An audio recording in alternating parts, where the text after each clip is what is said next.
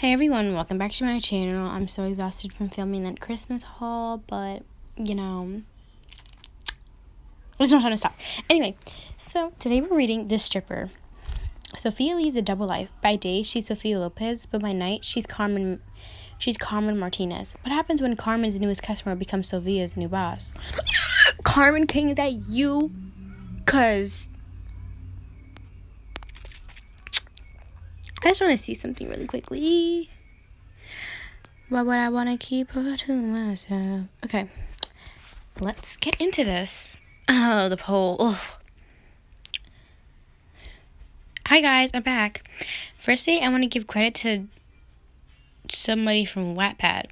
This story is inspired by her story, The Stripper, Cameron. Whatever.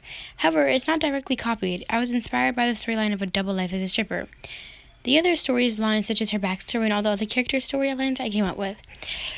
I have not once taken full credit for this story, nor will I ever. Anyone who has asked where I got this information, I have told them. There is no character customization in the story. Any questions regarding these topics moving forward will be blocked. Also, I'll remind you at the beginning of every episode, but do not tap fast. There's a lot of advanced directing, zooming, and text effects that can mess you up if you tap too fast. That means you won't be getting the memory experience. Let's get started. Hey. A stripper.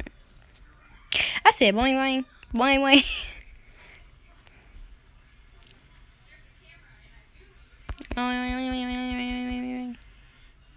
Okay, can we like here's the sound. Flashes of light. The other story that I wanted to actually read, the other stripper, was gone, so I had to read this one. But she's still over there talking about how she kind of took the idea. So maybe it's still there, I don't know. Many people wonder what it's like to live a secret double life. They wonder about the excitement, the danger, the risk, but that's just wondering. Living it isn't such a fairy tale. It's not what people dream and wonder about. By day, I was Sophia Lopez, a CEO assistant, but by night, I was Carmen Martinez, infamous stripper at Kittens. Some may ask how I got here, so let's start there. 15 years ago. That grass doll. Her skin. I'm joking. Nothing wrong with her skin. She just seemed a little brighter than usual. Would you like something? What you looking at? I'm from my mom's stomach. Don't play with me. Most mothers are loving, caring, supportive. They provide unconditional love to their children and would put them before anything. Kill or be killed for them. Protect them with all their might and make sure they're safe. But then again, that's most mothers. This is my mother, Rosalind Martinez. Selfish, inconsiderate, heartless woman. Gave up her family, a loving husband and daughter for drugs and never thought twice. I don't want that girl. No. I know she's bad. Okay. Hi, Dad. This is my father, Marcus Lopez, the most amazing father there is. Loving, kind, funny, smart. There aren't enough words to describe him. Quite simply, he was my entire life.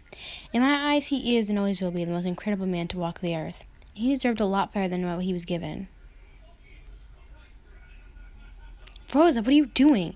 Don't worry, Papa. It's just Mama's special medicine. Marcus, let me explain. Sophia, go to your room, please. Yes, Papa. Bruh, I'm not no slave. What are you doing? You have a family to think about. You have Sophie to think about. How long has this been going on for? About 6 months.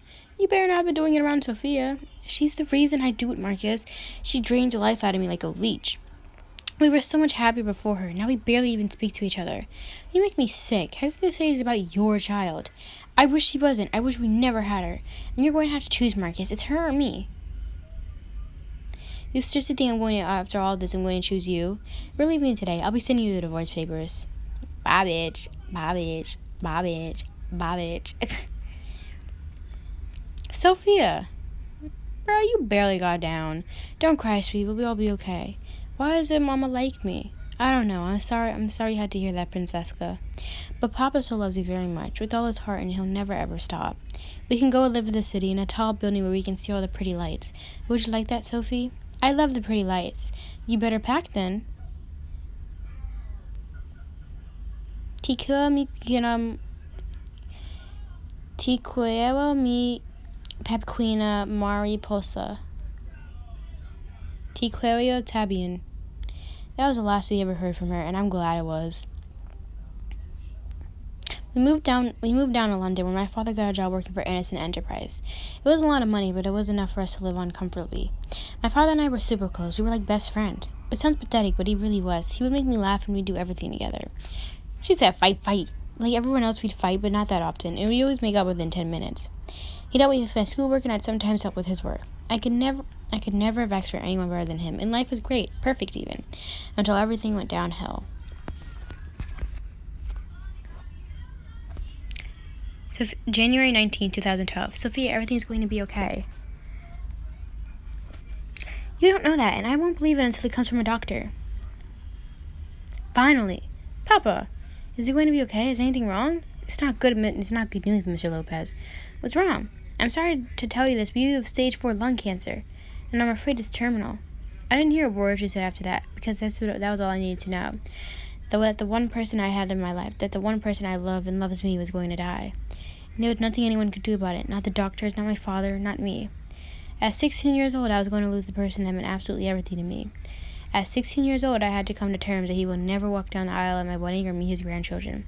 And all I wanted to do was cry, but I couldn't. I wanted to make sure this man... Bruh, I didn't mean to do that. This can't be right. You must have it wrong. I have a daughter I need to look for. I can't die. Papa, calm down. I understand that this is a lot to take in, so I'll give you a moment alone. Papa, stop, please. I'm so sorry. I should have listened to you earlier. Everything's going to be fine. What are you going to do without me? We'll figure something out, Papa, I promise. But right now, we're going to make your time left count. And that's exactly what we did. Everything he wanted to do, we did. And what? And I was by his side every second, from his diagnosis to his last words.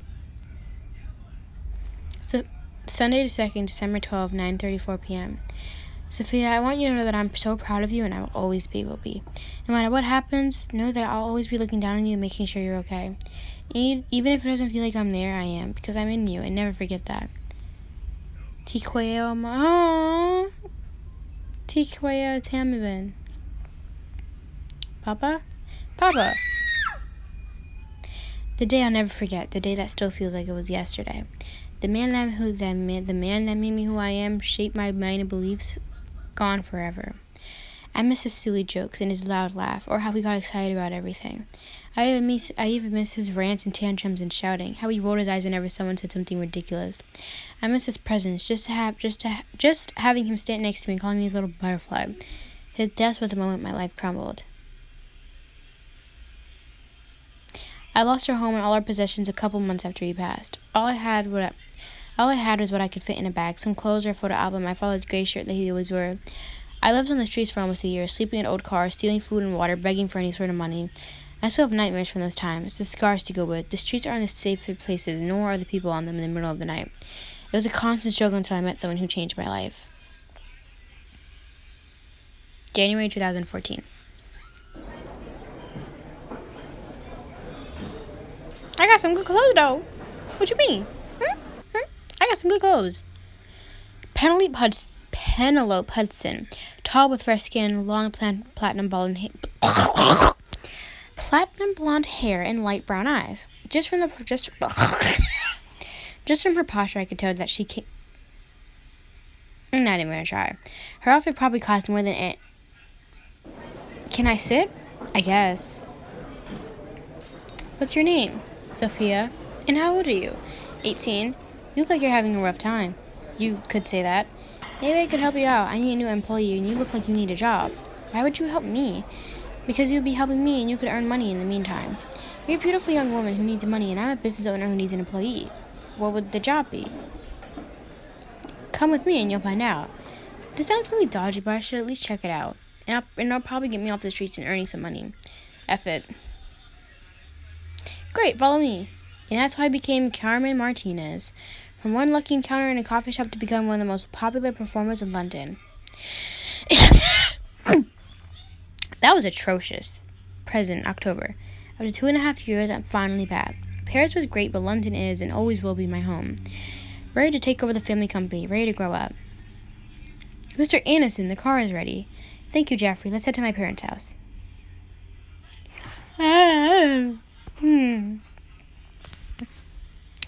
Anderson Mansion. It's kind of basic because of guys, it's James.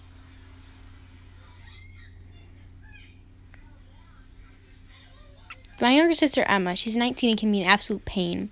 She's super bubbly and excitable and can be a bit naive. Her traits can be compared to those of a puppy. But we're real close like the rest of my family. I've missed you so much. Can you stop crushing me? I can't breathe. Still a drama queen I can see. Still Ginger I see. It's not that funny. Your face is though. I'll call you back, my brother's here. That hairstyle will be the death of me. Take it off. There are other hairstyles in the world. Take it off. That's Wesley, my 16-year-old brother. He's the typical popular schoolboy, a total D-head. Well, he's only like that around his friends. But he's bearable with us. He's quite smart, but he just doesn't show it. Wes and I aren't as openly close as Emma and I, but we still talk to each other about stuff. Hey, James. How's Paris? Was it... Don't to her, I'll tell Dad. Oh, no, the ultimate punishment. To answer your question, it wasn't bad.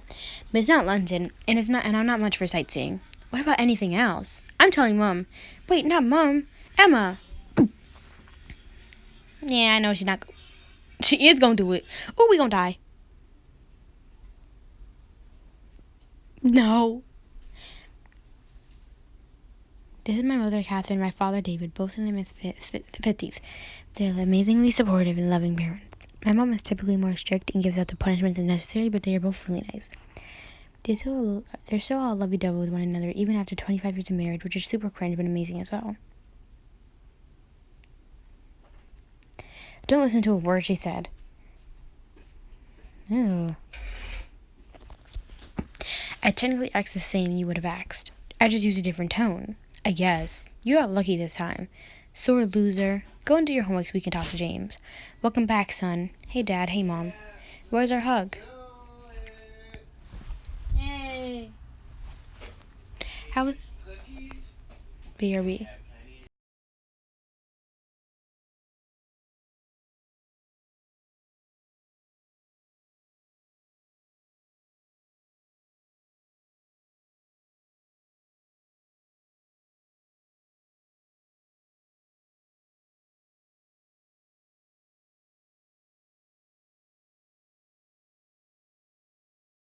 Okay.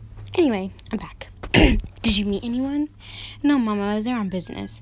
Good, like a proper businessman. Business is going to give me grandchildren. Mom, I'm 24. You should at least find someone to settle down with.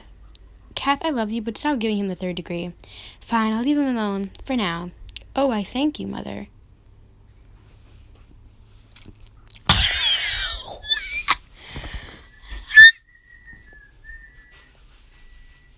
Adam Black, that's racist. My best friend for as long as I can remember. More like a brother than a friend. Then why is he in our house? He's ugly. Take the man, but not. Take her! Okay. He can be a little bold sometimes, inappropriate even, but it's part of his charm. He's also the only person who can help me let loose and I can have a good fun with. Kath, David. It's good to see you, Adam. Come on, Kath, let's leave them to talk for a bit. Don't do the moonwalk with your bash hair. James the Giant. Adam, it's good to see you. Of course it is. I'm your best friend. You've been without me for 2 years. How was Paris? It was okay. Just focus on business. What about the French chicks? Now I know where Wesley gets its attitude from. He's been hanging out with you too much. How is that ever a bad thing? It is around impressionable kids. Moving on from my incredible influence, we're going out tonight. I just got back. I'm not in the mood for a club. Don't worry, we won't be dancing or getting drunk. Unless you want to. I found this place while you were away and it's amazing. What kind of place? That's for me to know and you to find out. As long as you don't get drunk. Party time. What are you wearing? Looks like you took some trash bags and then put it on your body and then called it a day. You still aren't going to tell me where we're going? You're too impatient. You'll see when we get there. It's not impatient, it's mistrust. I promise you'll have fun in the end. You'll probably protest when we get there. I'm not going to ask anymore. I know.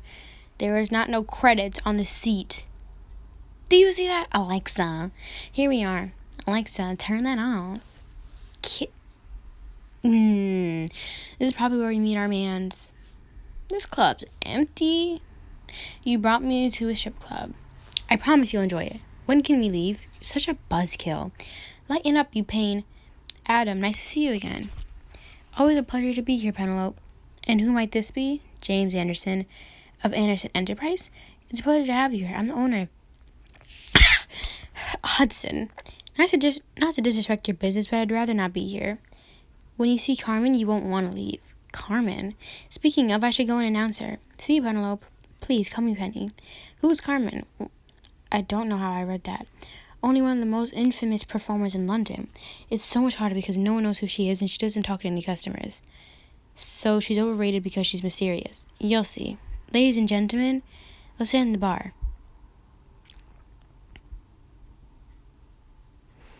Please welcome Carmen Martinez. Booty looking, snacky looking, bootylicious. Pop. No. You're mean. Well, guys, we all gonna die. What are you looking at? Anyways, bye, guys. I love you.